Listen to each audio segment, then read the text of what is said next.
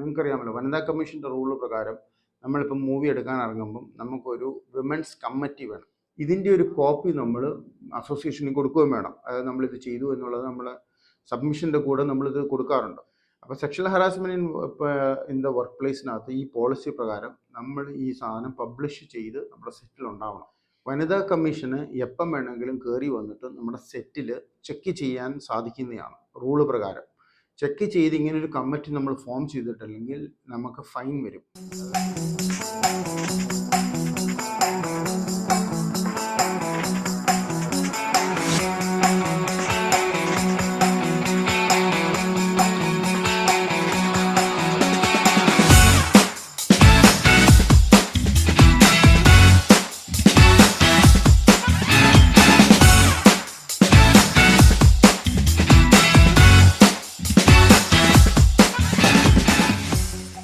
Welcome back to the channel friends. അപ്പം ഈ episode കുറേ എപ്പിസോഡ് നിങ്ങൾ നമ്മുടെ നേരത്തെയുള്ള എപ്പിസോഡ്സ് കണ്ടിട്ടില്ലെങ്കിൽ please go and watch dum.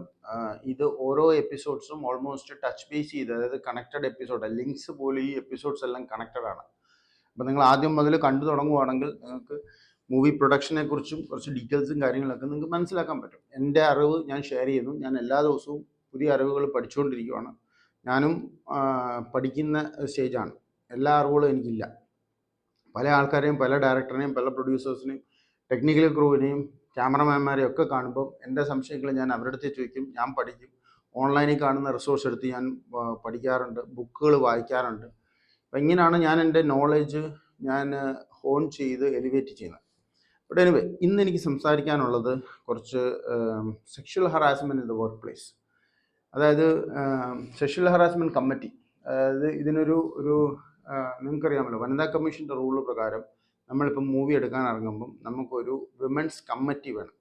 അപ്പോൾ ആരൊക്കെയാണ് ഈ വിമൻസ് കമ്മിറ്റിയുടെ ഭാഗം? എന്താണ് വിമൻസ് കമ്മിറ്റിയുടെ റെസ്പോൺസിബിലിറ്റി? എന്തൊക്കെയാണ് നമ്മൾ ചെയ്യേണ്ടത്? അപ്പം ആദ്യം ചെയ്യേണ്ടതെന്ന് വെച്ച് കഴിഞ്ഞാൽ, പ്രൊഡക്ഷൻ കൺട്രോളർ പ്രൊഡ്യൂസറോട് ചേർന്നിട്ട് സെക്ഷൽ ഹറാസ്മെൻറ്റ് കമ്മിറ്റി ഉണ്ടാക്കുക. ഈ കമ്മിറ്റിയിലെ മെമ്പേഴ്സ് ആണുങ്ങളാവാം, പക്ഷെ ഭൂരിപക്ഷവും പെണ്ണുങ്ങൾ ആവണം എന്നുള്ള നിർബന്ധം. പ്രത്യേകിച്ചും ചെയർപേഴ്സൺ, അതായത് ഇതിൻ്റെ ഹെഡ് ഒരു ലേഡി ആവണം. സാധാരണഗതിയിൽ ഞങ്ങൾ ചെയ്യുന്ന ഒരു മോഡൽ പറയാം. റൂൾസ് പ്രകാരം ഞങ്ങൾ ചെയ്യുന്നത് എങ്ങനെയാണെന്ന് വെച്ച് കഴിഞ്ഞാൽ, ഒരു സോഷ്യൽ വർക്കർ, മറ്റേ സോഷ്യൽ വർക്കേഴ്സ് ഉണ്ടല്ലോ, സോഷ്യൽ വർക്കറിൽ ക്ലിനിക്കൽ സൈക്കോളജിസ്റ്റ്, ഇങ്ങനെയുള്ള ആൾക്കാരെ നമ്മൾ ഇതിൻ്റെ ചെയർപേഴ്സണായിട്ട് വെക്കും. അവരുടെ സർവീസസ് നമ്മൾ എടുത്തിട്ട് അവർക്ക് നമ്മളൊരു പൈസ കൊടുക്കും.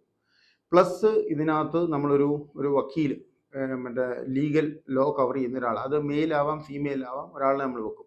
നമ്മുടെ സെറ്റിലുള്ള സീനിയർ മോസ്റ്റ് നടിമാർ ആരിപ്പോൾ നിങ്ങളുടെ ഹീറോയിൻ ആണെങ്കിൽ, ഹീറോയിൻ ആവണമെന്നില്ല, ഹീറോയിനെക്കാട്ടി സീനിയർ മോസ്റ്റ് അമ്മ വേഷമൊക്കെ അഭിനയിക്കുന്ന നടിമാരുണ്ടെങ്കിൽ അവരെ നമ്മൾ ഈ കമ്മിറ്റിയുടെ ഭാഗമാക്കും.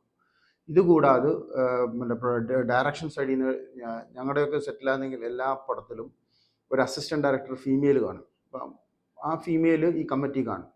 പിന്നെ costumer, most of the costumer is girls, ലേഡീസാണ്. അപ്പോൾ അവരെ വെക്കാറുണ്ട്. അങ്ങനെ ഒരു 4-5 പേര് ചേർന്നിട്ടുള്ള ഒരു കമ്മിറ്റി. ഈ കമ്മിറ്റിയുടെ മെമ്പേഴ്സിൻ്റെ വിവരങ്ങളും ഈ കമ്മിറ്റീനെ കോൺടാക്ട് ചെയ്യേണ്ട നമ്പരും കൂടെ ഒരു A4 സൈസ് പേപ്പറിൽ നിങ്ങൾ അടിച്ചിട്ട്, ബ്ലാക്ക് ആൻഡ് വൈറ്റ് അടിച്ചാൽ മതി, അടിച്ചിട്ട് നിങ്ങൾ സെറ്റിൽ ഒട്ടിച്ചു വെക്കണം എന്നാണ് റൂള്. അതായത് യൂണിറ്റിൻ്റെ സൈഡ്, താമസിക്കുന്ന അക്കോമഡേഷൻ സൈഡ്, അതായത് പബ്ലിക്കായിട്ട് ഇത് നമ്മുടെ യൂണിറ്റിൽ വർക്ക് ചെയ്യുന്നവർക്ക്, അതായത് ആർട്ടിസ്റ്റ് എന്നോ ടെക്നീഷ്യൻസ് എന്നോ വ്യത്യാസമില്ല, ആർക്ക് വേണം, ഏത് ലേഡീസിനും കാണത്തക്ക രീതിയിൽ ഇത് ഒട്ടിച്ചു വെക്കണം. ഇതിൻ്റെ ഒരു കോപ്പി നമ്മൾ അസോസിയേഷനിൽ കൊടുക്കുകയും വേണം. അതായത് നമ്മളിത് ചെയ്തു എന്നുള്ളത് നമ്മൾ സബ്മിഷൻ്റെ കൂടെ നമ്മളിത് കൊടുക്കാറുണ്ട്. പിന്നെ മൂവിയിലെ ടൈറ്റിലിനകത്ത് നമ്മൾ മെൻഷൻ ചെയ്യാറുണ്ട് ഇത്. വനിതാ കമ്മീഷന് എപ്പം വേണമെങ്കിലും കയറി വന്നിട്ട് നമ്മുടെ സെറ്റിൽ ചെക്ക് ചെയ്യാൻ സാധിക്കുന്നതാണ് റൂള് പ്രകാരം. ചെക്ക് ചെയ്ത് ഇങ്ങനൊരു കമ്മിറ്റി നമ്മൾ ഫോം ചെയ്തിട്ടില്ലെങ്കിൽ നമുക്ക് ഫൈൻ വരും. അതായത് പ്രൊഡ്യൂസേഴ്സിന് ഫൈൻ വരും. ആ ഫൈൻ അടയ്ക്കാൻ ബാധ്യസ്ഥരാണ്. എന്തെങ്കിലും ഒരു പരാതി വന്നാൽ, പരാതി വരാതിരിക്കട്ടെ, കാരണം നമ്മൾ നേരത്തെ ബ്രീഫ് ചെയ്യാറുണ്ട്. ഇപ്പം ഞാനൊക്കെ എന്ന് പറഞ്ഞാൽ ഡയറക്ടേഴ്സിന്, ഇപ്പം പ്രത്യേകിച്ചും ഡെബ്യൂ ഡയറക്ടേഴ്സ് ആയാലും ഏത് ഡയറക്ടേഴ്സ് ആയാലും വരുമ്പോൾ ഞാൻ പറയും, ഒരു അനാവശ്യ പരിപാടിക്കും നമ്മുടെ സെറ്റ് യൂസ് ചെയ്യരുത്. നിങ്ങൾക്ക് പേഴ്സണൽ ലൈഫ് ഉണ്ടെങ്കിൽ അത് പുറത്ത്, സെറ്റിനകത്ത് വരുമ്പം പണിയെടുക്കുക, വീട്ടിൽ പോവുക. ഇതാണ് നമ്മുടെ ഒരു പോളിസി. അപ്പോൾ അത് നമ്മൾ വളരെ വ്യക്തമായിട്ട് പറയാറുണ്ട്. അപ്പം ഞാൻ പറഞ്ഞതെന്ന് വെച്ചാൽ, നമ്മളിപ്പം കോൺട്രാക്ട്സിനകത്ത്, ഇപ്പം ടെക്നീഷ്യൻ കോൺട്രാക്റ്റ് ആയാലും ആർട്ടിസ്റ്റ് കോൺട്രാക്റ്റ് ആയാലും ഡ്രഗ്സ് റിലേറ്റഡ് സാധനങ്ങൾ നമ്മൾ റെസ്പോൺസിബിലിറ്റി ഇല്ലാതെ നമ്മൾ എഴുതി വെക്കാറുണ്ട്. അത് പ്രൊഡ്യൂസേഴ്സിൻ്റെ അടുത്താണ് ഞാൻ പറയുന്നത്. അതായത് ഡ്രഗ്സ് യൂസ് ചെയ്യുമോ, ഡ്രഗ്സ് അവരുടെ കയ്യിൽ നിന്ന് പിടിക്കുകയോ എന്ത് ഇഷ്യൂ വന്നാലും അത് പ്രൊഡ്യൂസർ റെസ്പോൺസിബിലിറ്റി അല്ലെന്നും അത് അവർ പേഴ്സണലായിട്ട് ടേക്ക് കെയർ ചെയ്യണമെന്നും നമ്മൾ കോൺട്രാക്റ്റ് ഇട്ട് സൈൻ ചെയ്യിപ്പിക്കാറുണ്ട്. അത് അമ്മ അംഗീകരിച്ച കോൺട്രാക്റ്റിനകത്ത്, അത് പ്രൊഡ്യൂസർ അസോസിയേഷൻ അംഗീകരിച്ച കോൺട്രാക്റ്റിനകത്ത് ഉണ്ട്. ടെക്നിക്കൽ കോൺട്രാക്ട് ഇടുമ്പോഴും നമ്മൾ അതിനകത്ത് വെക്കാറുണ്ട്, ഡയറക്ടേഴ്സ് കോൺട്രാക്റ്റിനകത്ത് വെക്കാറുണ്ട്. അപ്പോൾ sexual harassment in the work പ്ലേസിനകത്ത് ഈ പോളിസി പ്രകാരം നമ്മൾ ഈ സാധനം പബ്ലിഷ് ചെയ്ത് നമ്മുടെ സെറ്റിൽ ഉണ്ടാവണം. അത് ആക്സസിബിൾ ആയിരിക്കണം, എല്ലാവർക്കും വിളിക്കാം. അങ്ങനെ ഒരു പരാതി റേസ് ആയാൽ, ഇതുകൂടെ നിങ്ങൾ കേൾക്കണം, നിങ്ങളുടെ സെറ്റിൽ ഒരു സെക്ഷൽ ഹറാസ്മെൻറ്റ് പരാതി റേസ് ആയാൽ അത് ഈ കമ്മിറ്റിയുടെ മുമ്പിലാണത് പോകേണ്ടത്. അവരാണത് കേൾക്കേണ്ടതും അവരാണത് തീരുമാനം എടുക്കേണ്ടതും. ആ തീരുമാനം ചേംബറിൽ, അസോസിയേഷനിൽ, ഫെഫ്കാം ആക്ട് ഏത് യൂണിയനിലാണ് പെട്ട മെമ്പറാണോ അവിടെ അത് റിപ്പോർട്ട് ചെയ്യുകയും വേണം. അത് പ്രൂവ് ആവാം. അത് ലീഗൽ ഇഷ്യൂസ് അല്ല ഞാൻ പറയുന്നത്, ഇൻറ്റേർണൽ ഇഷ്യൂസാണ്. അങ്ങനെ ഒരു സാധനം സംഭവിച്ചാൽ ആ വ്യക്തിനെ, ആ ടെക്നീഷ്യനായാലും ആർട്ടിസ്റ്റ് ആയാലും മാറ്റി നിർത്താൻ ഒരു പ്രൊഡ്യൂസറിനെ കൊണ്ട് പറ്റും. ഒരു കാരണവശാലും പ്രൊഡ്യൂസറിൻ്റെ റെപ്രസെൻറ്റേറ്റീവോ ആ കമ്മിറ്റിയിൽ ഉണ്ടാവാൻ പാടില്ല. ദയവ് ചെയ്ത് നിങ്ങൾ പ്രൊഡ്യൂസർ, ഇപ്പം ചില പ്രൊഡ്യൂസേഴ്സ് ഫീമെയിലാണ്, കമ്മിറ്റിയിൽ ആ ഫീമെയിൽ ഇരിക്കാൻ പാടില്ല. അത് വേറെ ആളായിരിക്കണം, ഇൻഡിപെൻഡൻ്റ് ആയിരിക്കണം. പ്രൊഡക്ഷൻ കൺട്രോളേഴ്സ് സാധാരണ അതിനകത്ത് ഉണ്ടാവാറില്ല, അതും ഇൻഡിപെൻഡൻ്റ് ആയിരിക്കണം. ബിക്കോസ് ഡേ ടു ഡേയിൽ വർക്ക് ചെയ്യുന്ന പ്രൊഡക്ഷൻ കൺട്രോളർ ആ കമ്മിറ്റിയും കൊണ്ട് ഇരുന്നിട്ട് പോയി പരാതി പറയില്ലല്ലോ. അപ്പോൾ അതൊരു ഇൻഡിപെൻഡൻറ്റ് ബോഡിയായിട്ട് തന്നെ പോകണം. ദൈവം സഹായിച്ച് എൻ്റെ അറിവ് ശരിയാണെങ്കിൽ വളരെ എക്സ്ട്രീം റെയറാണ് അങ്ങനെയുള്ള കംപ്ലയിൻറ്റ്സ്.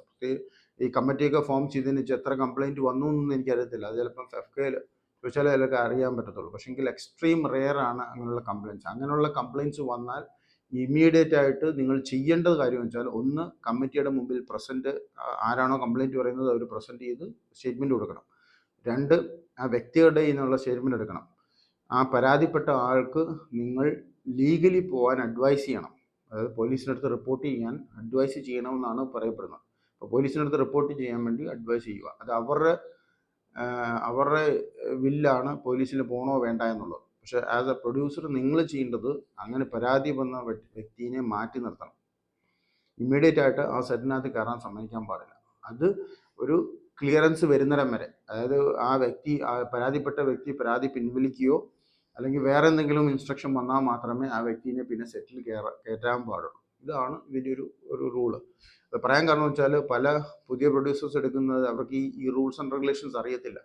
നിങ്ങൾ ഫെഫ്കയോ മാക്ടയിലോ മെമ്പർഷിപ്പ് എടുത്ത ഒരു പ്രൊഡക്ഷൻ കൺട്രോളറിനെയാണ് അപ്പോയിൻറ്റ് ചെയ്യുന്നതെങ്കിൽ ഇതൊക്കെ അവർ ഫോളോ ചെയ്യും. അതല്ല പുറത്തുനിന്നൊരു പ്രൊഡക്ഷൻ കൺട്രോളർ, ഇതിനെക്കാട്ടി യാതൊരു ബന്ധവുമില്ലാത്ത പ്രൊഡക്ഷൻ കൺട്രോളേഴ്സ് ആണെങ്കിൽ ഇതൊന്നും അവർക്ക് അറിയണമെന്നില്ല, അവരത് ഫോളോ ചെയ്തുമില്ല. നാളെ ഒരു ഇഷ്യൂ ആകുമ്പം എല്ലാ പണിയും പ്രൊഡ്യൂസറിൻ്റെ മേളിൽ വരും.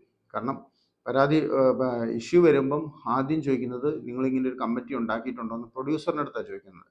പ്രൊഡ്യൂസർ ഇല്ല എന്ന് പറഞ്ഞു കഴിഞ്ഞാൽ എല്ലാം നിങ്ങളുടെ തലക്കേക്ക് വന്ന് വീഴും. അതായത് നിങ്ങൾ ആ പ്രോപ്പർ പ്രൊസീജിയർ ഫോളോ അപ്പ് ചെയ്തില്ല. പിന്നെ വനിതാ കമ്മീഷനാണ് ഇതിൻ്റെ ഒരു ഗവൺമെൻറ് ബോഡി ഇത് മാനേജ് ചെയ്യുന്നത്. കാരണം ഇത് പണ്ടത്തെ ഒരു ഇഷ്യൂവിന് പ്രകാരം തുടർച്ചയായിട്ട് വന്നതാണ് ഈ കമ്മിറ്റി ഫോർമേഷനൊക്കെ. ഇപ്പോൾ എല്ലാത്തിനും അതുകൊണ്ട് നമ്മൾ മൂവി ചെയ്യാൻ നേരത്തെ ടൈറ്റിൽ കാർഡ്, ഈ കമ്മിറ്റി മെമ്പേഴ്സിൻ്റെ ഡീറ്റെയിൽസ് വെച്ചിട്ടുള്ള സിംഗിൾ ടൈറ്റിൽ കാർഡ് നമ്മൾ കൊടുക്കാറുണ്ട്. റോളിംഗ് ക്രെഡിറ്റ്സിലും നമ്മൾ കൊടുക്കാറുണ്ട്. അപ്പോൾ പ്രൊഡ്യൂസേഴ്സിൻ്റെ ഇൻഫർമേഷന് വേണ്ടി ഞാൻ പറഞ്ഞതാണ്. അപ്പോൾ ഇതൊന്ന് ദയവായിട്ട് നിങ്ങൾ ഒന്ന് ടേക്ക് കെയർ ചെയ്യുക. ഇങ്ങനൊരു കമ്മിറ്റി ഫോം ചെയ്ത് പടം തുടങ്ങുന്നതിന് മുമ്പായിട്ട് തന്നെ കമ്മിറ്റി ഫോം ചെയ്ത് ഫസ്റ്റ് ദിവസം ഷൂട്ടിന് ഈ കമ്മിറ്റിയുടെ ഡീറ്റെയിൽസ് റെഡി ആയിരിക്കണം. എനിവേ, ഇത് ഞാൻ ജസ്റ്റ് ഒന്ന് ടച്ച് ബേസ് ചെയ്ത് കവർ ചെയ്ത് പോയ ഒരു വിഷയമാണ്. അത് പറയണമെന്ന് തോന്നിയുകൊണ്ട് പറഞ്ഞതാണ്. Thank you very much guys for listening to this episode. See you in the next episode.